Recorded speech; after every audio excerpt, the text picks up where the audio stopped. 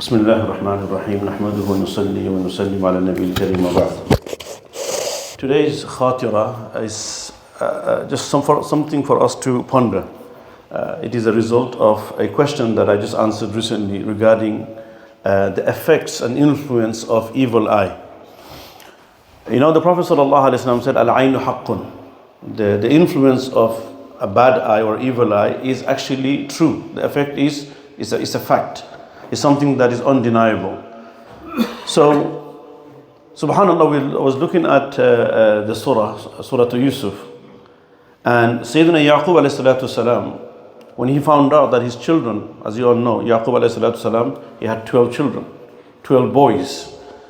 And Yusuf, obviously, as you all know, that he lost him when he was very young. It's a long story, everybody knows. So he's got 11 at home now. So 10 of them actually, they went to Egypt previously because of the famine and drought. So when from Cann, from Palestine, they went to Egypt.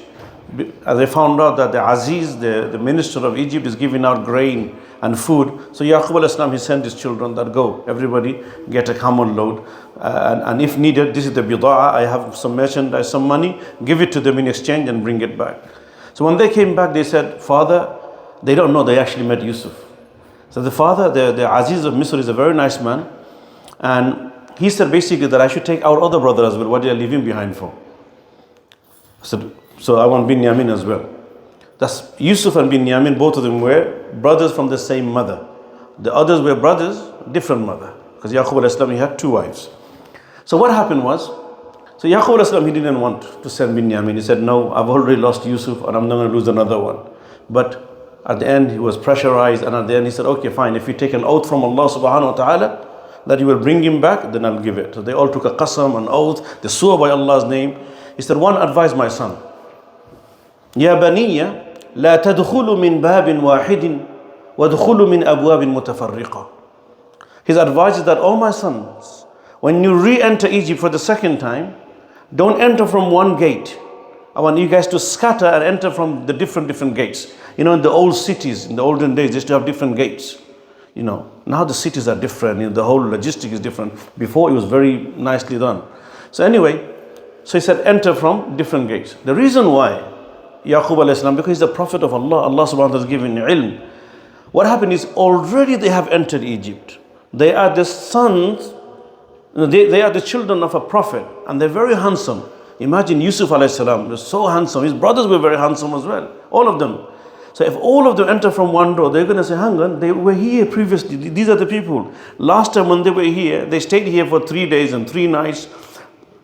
And they were, very close to the king and the minister of Egypt. Everybody looked after them. These guys are back again. So Yaqub is thinking like that. It's going to have a very bad negative eye on my children. They're going to say that, what's happening? They're here for the second time as well. Normally people don't come back very quickly. These guys are back again. And if they all look at my children like this, there will be an Aynu Haqq, even if you don't mean it, but the effect of their eye is true and it's going to make difference. So my sons, I have a good idea. Inshallah, if you follow my opinion and follow my view, inshallah, nothing bad will happen to you.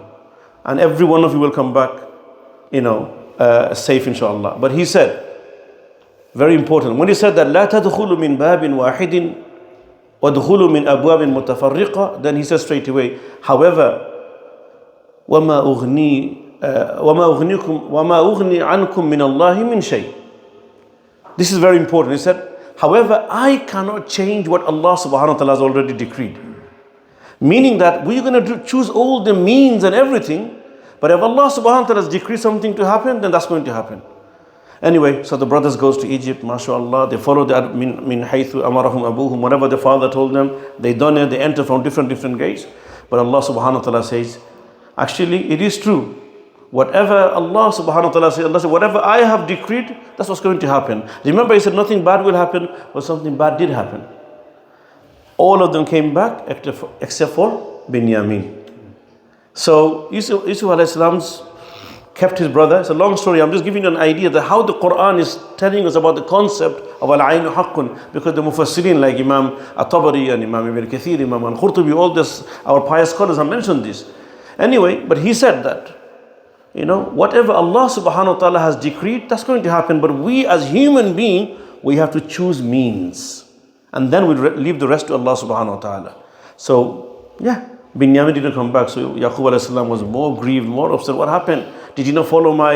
He said, that we did. We entered from different doors, But however, this is another story where Binyamin is not here. And then the story continued, which is not the purpose of this story. Anyway, what I'm trying to say is that sometimes, subhanallah, we don't choose the means. We actually deliberately want people to give us evil eye. So for example, in the month of Ramadan, people are, whatever they're eating, they will upload it, mashallah. Mashallah, I'm having biryani today, beautiful samosas today, kebabs, and everything gets uploaded. This is very bad adab. I'm talking about from the past few weeks, I'm talking about the preparation for Ramadan. It's bad adab for a few reasons. Number one is, the food that you are, mashallah, the ni'mah that you are getting, not everybody gets this. Imagine they look at it, it's going to really hurt them. And obviously, there will be an evil eye. You will have an upset stomach, believe me. You will have an upset stomach if you did not pray and if you haven't chosen all the means.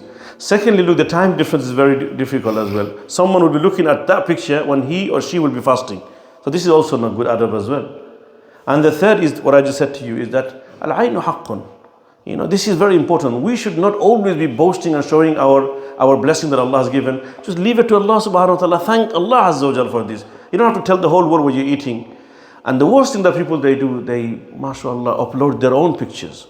And people, they do a lot of editing as well. Which one looks with a good angle? This one makes me look a bit slimmer. This one takes away all my scar and all my marks and everything.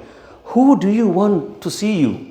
I don't understand. Who are you showing yourself, If you're a married person, who do you want, And if you're a married woman, who do you want? And if you are young, you're not going to get married anytime soon. So I don't understand what purpose people have when they keep on uploading the pictures and doing all this editing and everything. What happened is, we just basically think it doesn't matter. It does matter. Aynu Haqq. You are bringing all this. The effect of the evil eye is true, the Prophet of Allah said, sallallahu alaihi wasallam.